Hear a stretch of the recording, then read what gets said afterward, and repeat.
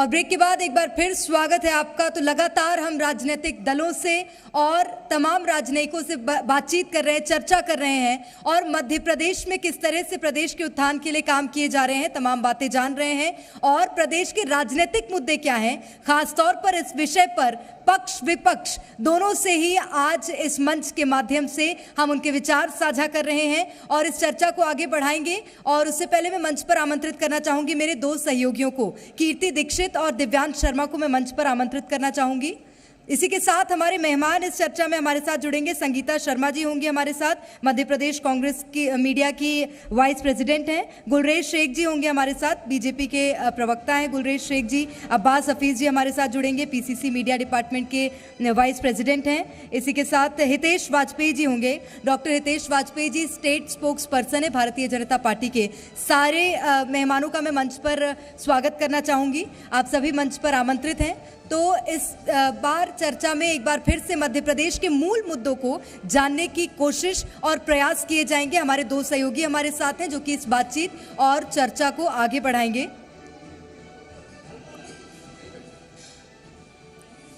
तो over to you Kirti and Divyansh.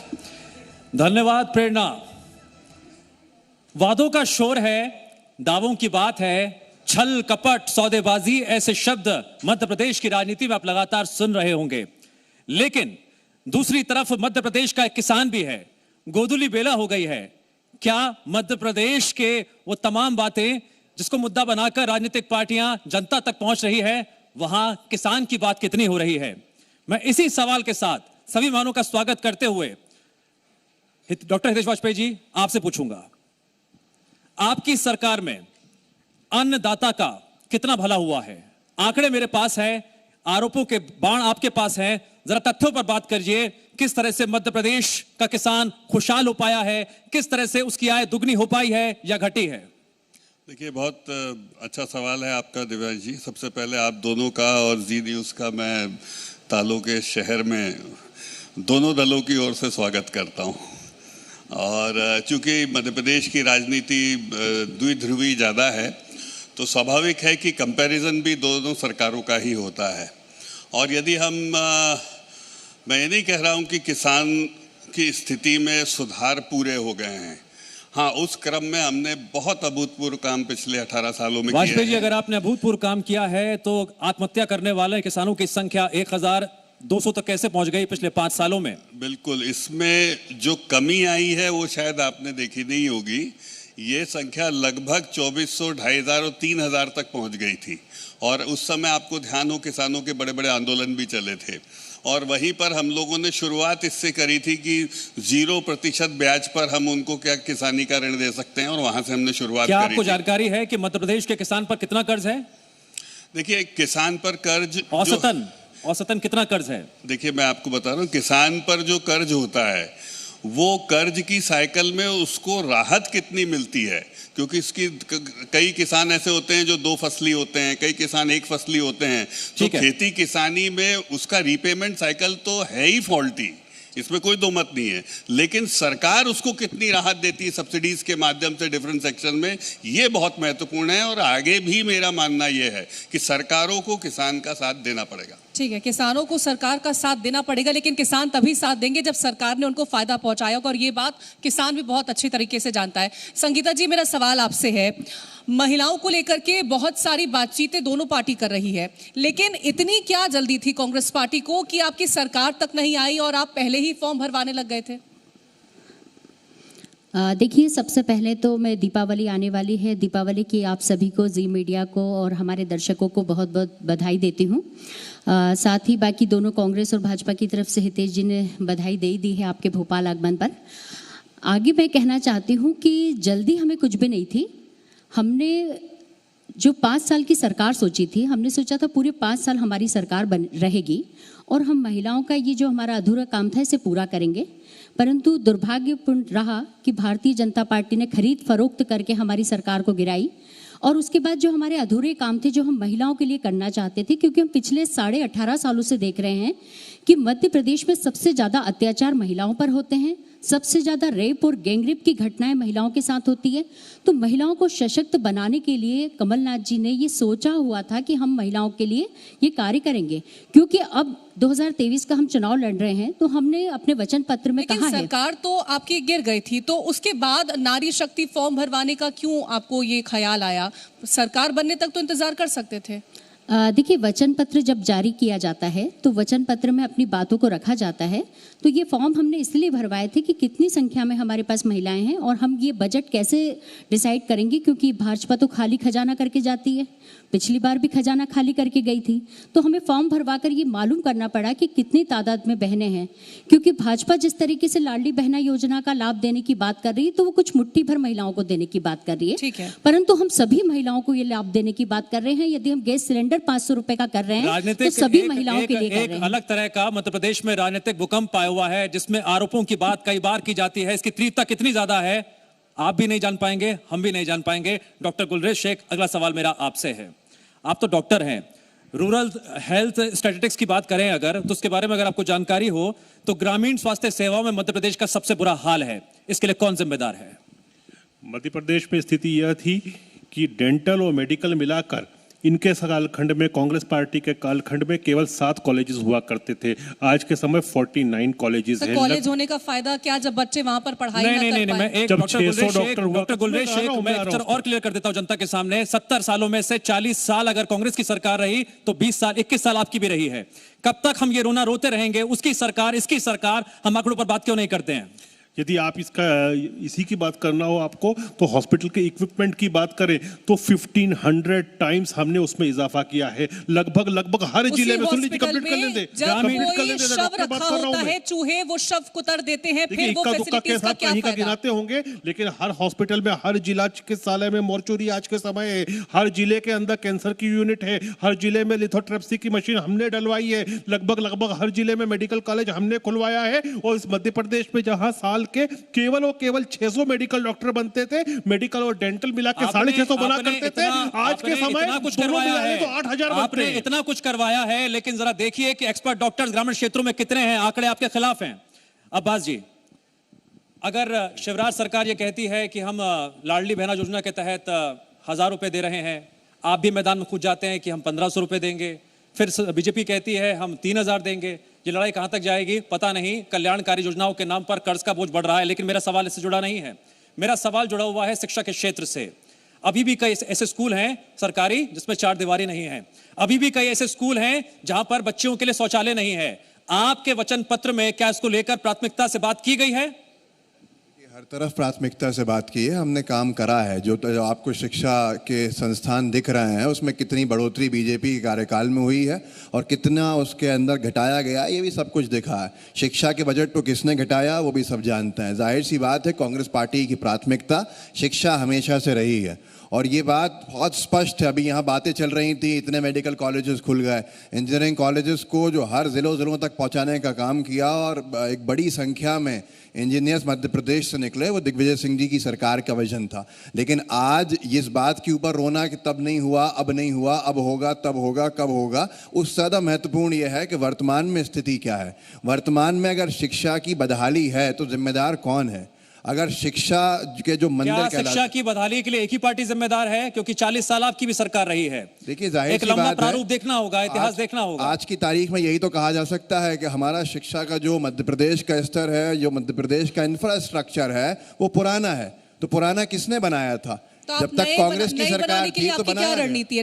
नई शिक्षा को आप किस तरह से यहाँ पर रखेंगे? क्या आपकी रणनीति है कि ताकि शिक्षा का जो स्तर है वो बेहतर हो? कमलनाथ जी ने अपने भाषणों में भी इस बात को कहा और सब तरफ कांग्रेस पार्टी ने लिखा भी है कि हम शिक्षा को फ्री में देने का काम जन जन तक, बच्चा जो शुरुआत कर रहा है उसकी डिग्री तक, ये देने का काम कांग्रेस की सरकार करेगी। ठीक है। फ्री की बात बहुत ज्यादा हो रही है। हितेश जी, मेरा सवाल आपसे है, बहुत फ्रीबीज, बहुत सारी रेवड़ियां सब सुना है हमने। आप पर भी आरोप लगते हैं कि जब आप देते हैं तो आपको तकलीफ नहीं है और कांग्रेस को जब कांग्रेस की तरफ से घोषणा की जाती है तब आप कहते हैं कि ये फ्रीबीज बांट रही है और पैसा बर्बाद हो रहा है। उसी पैसे को लेकर के अगर मैं सवाल पूछूं, लोन पर लोन, कर्ज पर कर्ज, प्रति व्यक्ति 42,000 लोन जो है, आने वाले वक्त में सरकार कैसे काम करेगी? कैसे वो लोन लोगों के ऊपर से उतारेंगे आप? देखिए, जब यहाँ पर कांग्रेस की सरकार चलती है, या हम कर्नाटक को भी लें तो जीएसडीपी का करीब 54% जो है वो आपके ऊपर जीएसडीपी का बोझ आ रहा है इसके ऊपर, इनकी योजनाओं का। वहीं पर यदि हमारा देखें तो हमारा जो लास्ट क्वार्टर गया है उसमें 7% का जीएसडीपी का बोझ है। तो हमारा वित्तीय प्रबंधन बेहतर है। और बिल्कुल आपने ठीक कहा, देखिए हम तो 3,000 रुपये देंगे, अब वो इनने बोली लगा के उसको बढ़ा दिया तो हम क्या करें। और आपने सवाल बहुत अच्छा किया, 3 पे रुकेंगे क्या? कहो ना रुके, हम 10,000 तक दे महिलाओं को। लेकिन रोजगार दे देते हैं आप महिलाओं को। नहीं, डॉक्टर हितेश वाजपेयी जी, एक बात जोड़ रहा हूं। प्रधानमंत्री नरेंद्र मोदी ने, विदेश मंत्री भी कह चुके हैं कि ये जो योजनाएं हैं जहां पर फ्री बीज की बात की जाती है, इससे कहीं ना कहीं घाटा लगातार बढ़ रहा है। लाडली बहना योजना में कितने पैसे लग रहे हैं प्रति महीने? 1200-1300 करोड़। सर, हमारे 2 डिफरेंस है हमारे और कांग्रेस के। कांग्रेस बात करती परिवार कल्याण की, आपको पुराने लोगों को याद होगा, हम 2 हमारे 2, तो उससे मैंने जोड़ा है अभी वो पारिवारिक फैमिली कल्याण करते सत्ता के माध्यम से। हमारा काम है गरीब कल्याण, और हम गरीब कल्याण के माध्यम से हम तो पैसा देंगे। नहीं, विज्ञापन हम वित्तीय प्रबंधन बेहतर रखेंगे। जो की बात ही नहीं करूंगा। संगीता जी, आप एक महिला हैं, कानून व्यवस्था को लेकर, महिला सुरक्षा को लेकर लाख दावे किए जाते हैं, लेकिन जरा बता दीजिए कि आपकी सरकार 3 महीने रही, 8 महीने रही, 11 महीने रही, 15 महीने रही, आचार संहिता लग गई, लेकिन पुलिस कर्मियों की भर्ती को लेकर आप कितने संजीदा दिखे। ये एक ऐसा विषय है जिसको किसी ने नहीं छुआ होगा। कितने पुलिस अधिकारी, माफ कीजिएगा, पुलिस कांस्टेबल हो गए, एसआई हो गए, रिटायर हो रहे हैं, लेकिन भर्तियां कितनी हो रही हैं? कैसे कानून व्यवस्था अच्छी होगी फिर? देखिए, यही तो दुर्भाग्य है मध्य प्रदेश का कि यहाँ पर पुलिस महिला आरक्षक भर्ती की जाती है तो उसमें भी घोटाला कर दिया जाता है। हमारी 15 महीनों की सरकार में ही हम लोगों ने यह निर्णय लिया था कि महिलाओं को कैसे सुरक्षित रखा जाए, और सुरक्षा के लिए हम कई ऐसे कड़े कदम उठाने जा रहे हैं। अब मध्य प्रदेश में हो क्या रहा है, महिलाओं के साथ 17 बहनों के साथ हर दिन बलात्कार हो रहे हैं। महाकाल के अंदर आपने देखा होगा कि एक बच्ची दर भटक रही थी, उसे कपड़े तक नसीब नहीं हो रहे थे। अब आप ये बताइए, बिना पुलिस भर्ती के क्या पुलिस की संख्या बढ़ाए संभव है कि कानून का दायरा, सुरक्षा का दायरा बढ़ाया जा सके ग्रामीण अंचलों में, शहरी क्षेत्रों में? तभी तो हम रोजगार की बात कर रहे हैं। जब तक हम इनका दायरा नहीं बढ़ाएंगे, जब तक हम इनकी नियुक्तियां नहीं करेंगे, इनकी नियुक्तियों में घोटाले नहीं करेंगे, तभी तो सुरक्षा मिल पाएगी। महिला आरक्षक पुलिस भर्ती परीक्षा में जो घोटाला किया है, यही तो कारण है कि महिलाओं को सुरक्षा नहीं मिल पा रही है। और क्या कारण है कि शिवराज जी बात बात पर महिलाओं के कभी पैर छूते हैं, कभी लाडली बहना, कभी लाडली लक्ष्मी योजना जैसे कार्य करते हैं। तो उसके पीछे कारण यही है कि ये जो अपनी गलतियां हैं, जो इन्होंने मध्य प्रदेश में महिलाओं के साथ अपराध हुए हैं, उसको छिपाने के लिए इस तरीके के कन्या पूजन किए जाते हैं। गुलरेज जी, इतने अपराध किए हैं, उसको छिपाने के लिए अब आपको ये योजनाएं लानी पड़ रही हैं ताकि लाडली बहना जो है, लाडली लक्ष्मी जो है, वो कहीं ना कहीं नाराजगी ना दिखाएं आने वाले चुनाव में। तो क्या इस वजह से आप लोग ये योजनाएं लेकर के आते हैं, और फिर महिलाओं की सुरक्षा को लेकर के जब बात की जाती है तो फिर सवाल दूसरी पार्टी पर खड़ा कर दिया जाता है, दूसरे राज्यों पर ला करके खड़ा कर देते हैं? अपने राज्यों की स्थिति कब सुधारेंगे? आप मुझे ऐसा एक इंसिडेंस नहीं बता सकते मध्य प्रदेश में कि किसी बहन बेटी के साथ कोई अपराध हुआ हो और उसको न्याय नहीं दिलवाया गया हो, तुरंत कार्रवाई हुई है। चाहे किसी दलित के ऊपर हुआ हो, चाहे किसी आदिवासी के साथ हुआ हो, किसी बहन बेटी के साथ हुआ हो। कैसे दिला पाएंगे जब पुलिस कर्मियों की कमी है? मैं इस मुद्दे को बहुत जोर शोर से उठा रहा हूं क्योंकि बहुत गंभीर मुद्दा है, इस पर बात करना बहुत जरूरी है। रखना चाहिए, डाटा रखना चाहिए कि इनके वक्त में और हमारे वक्त में 78% का फर्क आया है। 2003 के मुकाबले 78। नौजवान अधिकारी नहीं बन पा रहे हैं। पीसीएस परीक्षा का क्या हाल है? पीसीएस परीक्षा का क्या हाल है? पीसीएस परीक्षा का क्या हाल है? अधिकारी नहीं बन पा रहे हैं, दूसरे प्रदेशों का रुख करना पड़ रहा है। परीक्षाएं होती हैं मध्य प्रदेश में, लेकिन कांग्रेस पार्टी कहीं ना कहीं उस पर भी संदेह लगाती है, झूठा संदेह लगाती है ताकि मध्य प्रदेश को पीछे निकाला जाए। एक सेमेस्टर में मेडिकल के स्टूडेंट्स पढ़ रहे हैं, ये कैसी परीक्षा है सर? कब पास होंगे? और क्या उनके पेरेंट्स इतना उनको अलाउ करेंगे कि आप एक सेमेस्टर को कवर करने में 3 साल लगा दें? क्या आप मजबूती दे रहे हैं? क्या बच्चों के भविष्य को संवार रहे हैं? कोई ऐसी कोई मजबूरी नहीं है। डॉक्टर साहब भी मेडिकल कॉलेज में पढ़े हैं, मैं भी डेंटल कॉलेज में पढ़ा हूं। जो बच्चा पढ़ता है वो पास होता है, जो नहीं पढ़ पाता वो रुकता है। आपका कहने का मतलब है कि जो 3 साल से एक सेमेस्टर में पढ़ रहे वो बच्चे पास नहीं हो रहे? अगर बच्चा पास नहीं होता मेरे साथ नहीं सर, एग्जाम ही नहीं हो रहे ना, एग्जाम ही नहीं हो रहे तो पास कहां से होंगे? ये दलील नहीं गलत है, गले नहीं उतर रही है। अब्बास जी, आप एग्जाम नहीं कराएंगे तो पास कहां से होंगे? अब्बास जी, आप एक नौजवान हैं, लगातार आप आगे बढ़ रहे होंगे राजनीति के क्षेत्र में, अपने जीवन के क्षेत्र में, लेकिन जरा सोचिए उन बेरोजगारों के बारे में। बेरोजगारी भत्ते को लेकर लगातार बीजेपी आप पर निशाना साधती है, कहती है दावे तो बड़े बड़े थे, वादे बड़े बड़े थे, लेकिन जमीन पर किया गया। सवाल यह भी है कि रोजगार कार्यालय जो खुले हुए हैं, क्या वो खाना पूर्ति के लिए खुले हुए हैं? आप अगर सरकार आती है, आप क्या करेंगे? 18 साल जिन्होंने सरकार में रहने का कृत्य किया हो, काम किया, वो आज सवाल उस सरकार से पूछ रहे हैं जिसके पास 15 महीने का अल्प समय था, 11 महीने का कामकाज का उसमें समय था। जबकि उस अल्प समय में भी कमलनाथ जी की सरकार ने जो कीर्तिमान स्थापित किए हो, मुख्य बिंदु सब जानते हैं। एक ऐसी बात कहने जा रहा हूं, शायद किसी ने आपसे नहीं कही होगी। हर विभाग, हर डिपार्टमेंट होता है जो अलग अलग तरीके से काम करता है। क्या एक ही मंत्री है, एक ही मुख्यमंत्री है जो सारे विभाग संभाले हुए हैं कि 3 महीने हम ये काम करेंगे, 4 महीने हम ये काम करेंगे? नहीं, अगर ये बात तो आज शिवराज सरकार पे होना चाहिए। हमारी सरकार में मुख्यमंत्री के साथ एक पूरी मंत्रियों की टीम थी और हर विभाग में काम हो रहा था। आप अगर रेत की बात करें तो रेवेन्यू जनरेशन जितना बढ़ाया गया था, रेत की नई नीति के माध्यम से इन्होंने उसके आधे कीमत के अंदर रीऑक्शन करने का काम किया जब ये सरकार में आए। जिस मध्य प्रदेश को 210 करोड़ का रेवेन्यू लॉस हुआ इनके मंत्री और इनके मुख्यमंत्री की वजह से, सिर्फ और सिर्फ उसी रेत के ठेकों को रीऑक्शन करने की वजह से आज बातें बड़ी बड़ी हो रही हैं। ये मेडिकल कॉलेजेस की बात हो रही है, मेडिकल कॉलेज में ये भी पढ़े हैं, वो भी पढ़े हैं। किसने बनवाए थे मेडिकल कॉलेजेस में? बातें बड़ी बड़ी हो रही है, लेकिन मेरे छोटे सवाल आप पर भारी पड़ रहे हैं।